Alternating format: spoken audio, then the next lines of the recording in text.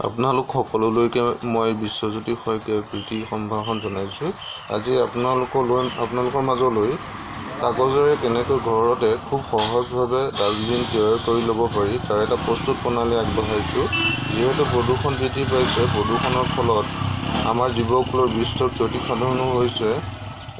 বিশেষকৈ পলিথিন বেগসমূহৰ পৰা আমাৰ যথেষ্ট প্ৰদূষণৰ সৃষ্টি হৈছে। এই প্ৰদূষণ ৰোধ কৰিবৰ কাৰণে, প্ৰদূষণ নিয়ন্ত্ৰণ কৰিবৰ কাৰণে আমি পলিথিন বৰ্জন কৰিব লাগিব। গতিকে পলিথিনৰ বিকল্প হিচাপে আমি পেলনীয়া কাগজেৰে ঘৰতে আমি ডাষ্টবিন তৈয়াৰ কৰি ল'ম। এয়া চাওক, মই এটা আৰ্হি আপোনালোকৰ মাজলৈ আগবঢ়াইছোঁ।